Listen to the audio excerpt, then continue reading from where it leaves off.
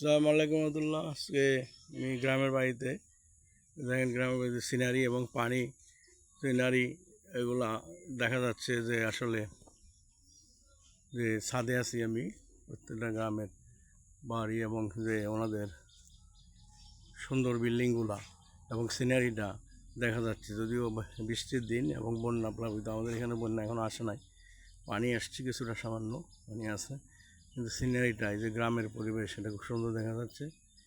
এবং যে নারকেল গাছ, এই যে দেখা যাচ্ছে আম গাছ, বিভিন্ন গাছের পাতা এবং বিল্ডিংয়ের এই যে পুরো সিনারিটা আমি একটু আপনাদেরকে দেখা দিচ্ছি। ভালো মনে হইতেছে, খুব সুন্দর সিনারি। এবং সবাই এটাকে এই গ্রামের পরিবেশটাই আলাদা আসলে। প্রত্যেকটা গাছ গাছরা, আকাশ, আমি ছাদে আছি, কিন্তু এই যে প্রাকৃতিক পরিবেশ, এই পরিবেশে কিছু মানে যদি কেউ অক্সিজেন নিতে পারে তাহলে দেখা যাবে যে কি তার শরীর স্বাস্থ্য ভালো থাকবে, হাঁটলে তো আরও ভালো থাকবে। এবং যে শহরের এনভায়রনমেন্ট থেকে এই গ্রামের এনভায়রনমেন্টটা অনেকটা নীরব এবং কোলাহলমুক্ত। ওই যারা অনেকে এই এনভায়রনমেন্টকে পছন্দ করে, অনেকে ভালো জানে। এবং এই এনভায়রনমেন্টে প্রায় সবজি, ভেজিটেবল ফ্রেশ পাওয়া যায়, পুকুরের মাছ এবং গাভীর গরুর দুধ। আগের দিনের যে আমার যে আমাদের মুরব্বীরা যারা আছেন, আম্মা সহ সবাই এটাকে এনজয় করতো। এখানে তারা তারা ওনারা বসবাস করতেন। আমাদের পৈতৃক বাড়ি আমাদের এখানে। তো আমাদের ম্যাডাম খালেদা জিয়ার বাড়িও আমাদের পাশে, ম্যাডাম আমাদের পাশে। আমি গতকালকে গেছি আমাদের পারিবারিক কবরস্থান এক জায়গায়, ওখানে শ্রীপুরে, ওখানে ওনার বাড়িতেও গেছি। আমি কথা বলে চা খাইছি ওখানে যায়।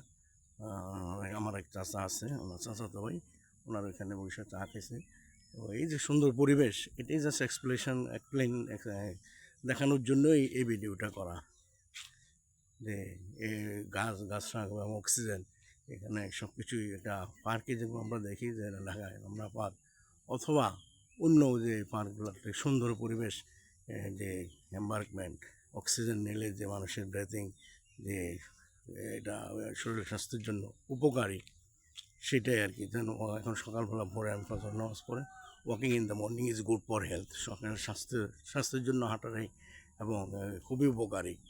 ডাক্তাররা বলে যে যখনই সুযোগ পাবেন দিন অন্তপক্ষে হাফ অ্যান আওয়ার হাঁটবেন, ভালো সুস্থ থাকার জন্য।